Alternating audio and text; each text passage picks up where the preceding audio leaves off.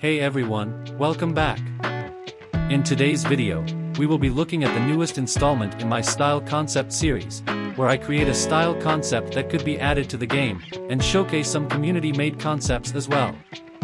Today, I think it's time I tackle the style used by Gedo, or as I call it, the magician style.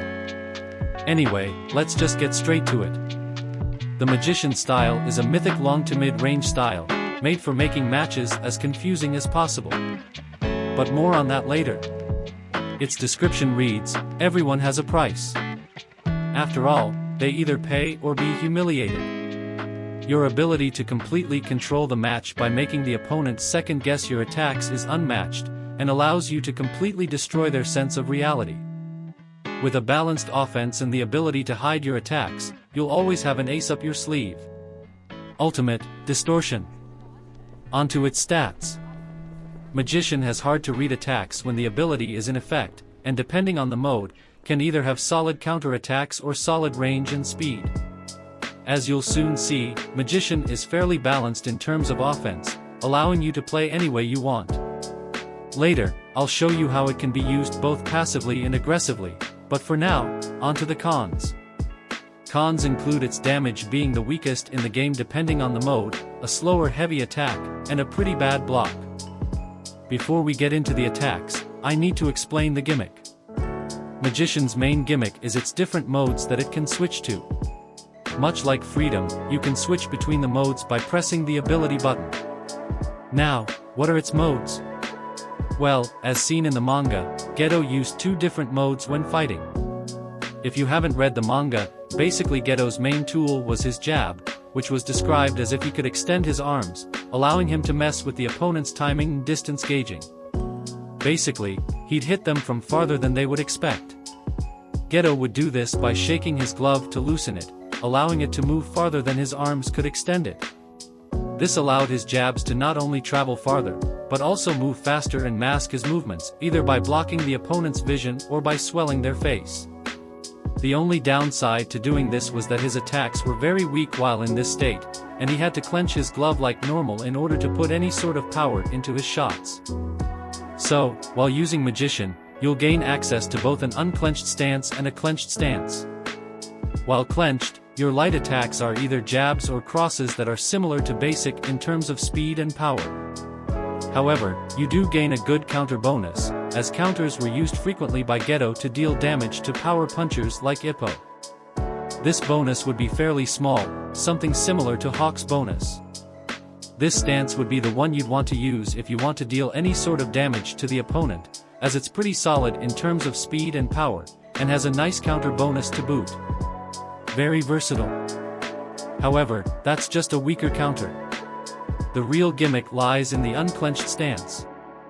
While unclenched, your attacks are much faster and have long range, similar to old long guard. But, these jabs only come from the left side, and deal the worst light attack damage in the game, meaning that this stance can't be used very effectively for damaging the opponent. In addition, this stance gains a passive similar to Kimura's, which I'll call Swelling. Basically, Swelling is a new effect that Magician's unclenched lights apply. Similar to Kimura, the more lights you hit the opponent with, the more potent the effect. Swelling will gradually begin to reduce your attack highlights, increasing in duration and effectiveness for each light you land.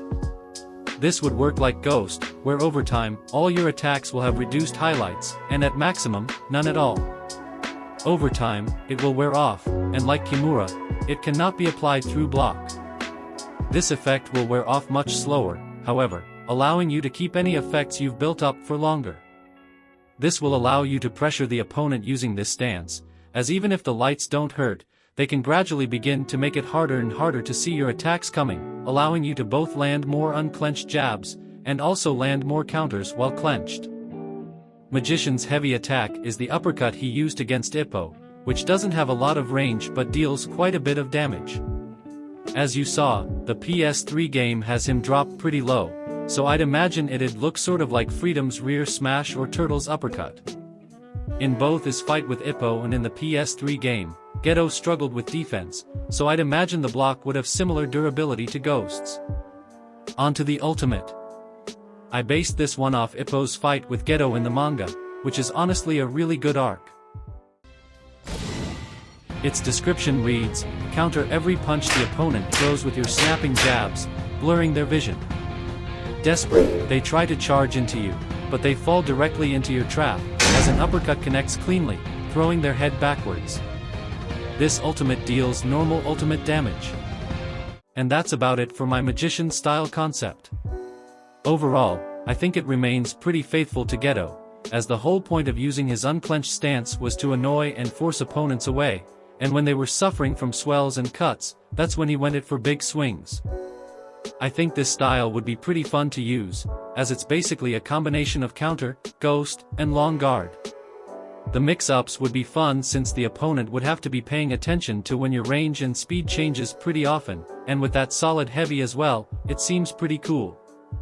As for what you guys sent in, a lot of people didn't know Gedo since they haven't read the manga yet, so please if you haven't, go read it. But most of the people that did know Gedo agreed that his style would be a range switcher. Anyway, that's all from me. See ya.